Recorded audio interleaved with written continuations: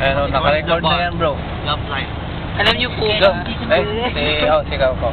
Alam niyo po ba? Nakikita lang namin ang sunset. May light ka. Hmm? Nice light ka. Bye. Hindi maklaro. Tama na, sir. Ha? No, paano masasabi mo sa akin? Maglaro. Hindi maklaro. Pagod, gutom. Sa dami ng kinain mo, gusto pa rin. Kahaba ba naman yung lakbay natin kapag gusto? Grabe yung carnivalan dito. Early nag-close. Ew, buti pa sa amin. Ikaw first. Walang carnival. First. Walang Look at the camera, bro. Yan kasi. Aga-aga. Hala? Hala, sa ko ga. Alam nyo, ganitong nangyari sa amin. Alas 6 pa lang, gising na kaming dalawa ni Ferds. Hindi ba ka marinig ni Tapos sir? supposed Akalain to niyo be ang totoo? plano namin, maaga kaming alis para, siyempre, lalakbay kami, malayo. So, para ano, yung Masulit. oras namin magiging masulit eh. Ang kaso, tapos na kami mag-umpisa around 7, umakyat kami, Sa room. umakyat kami sa 7th floor ata, so sa room 711, oh, Aray.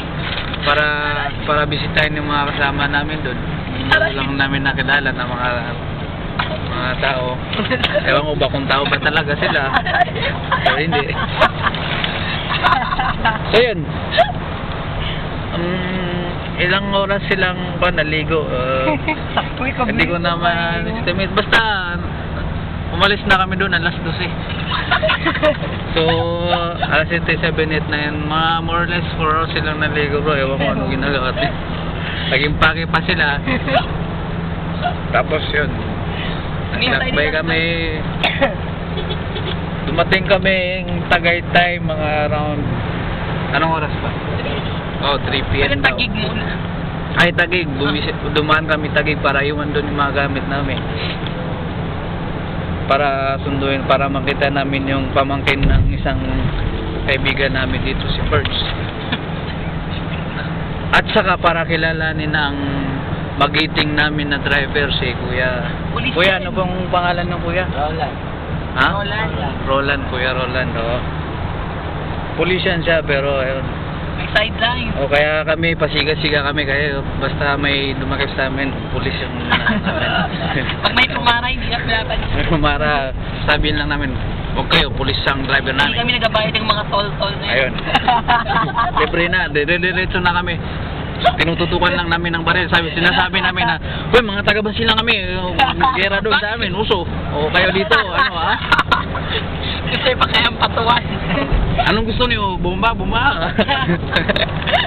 Hindi, biro lang. Baka sabihin nila, totoo na may dala kami na bomba.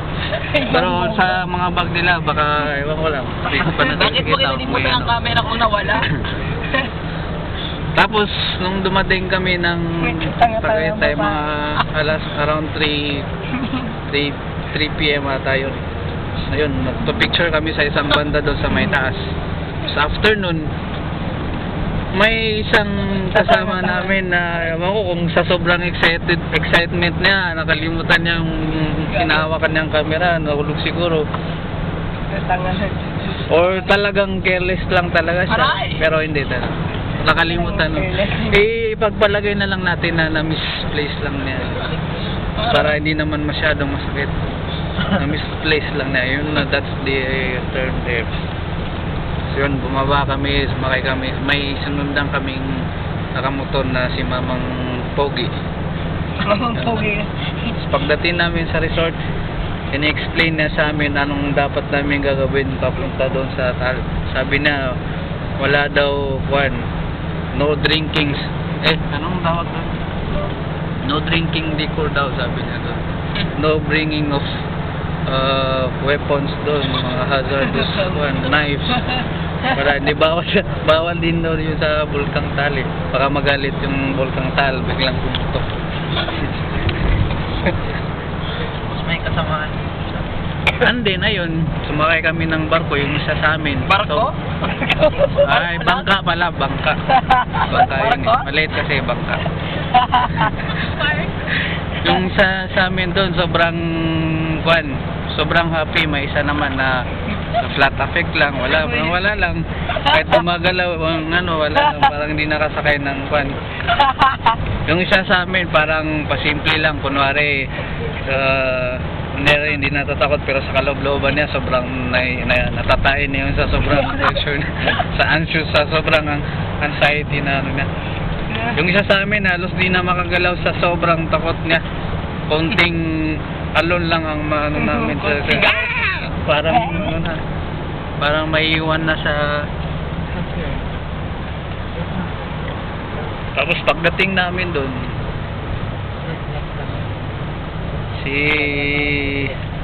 may maraming sumalubong sa amin. Drum roll. May paputok pa sila.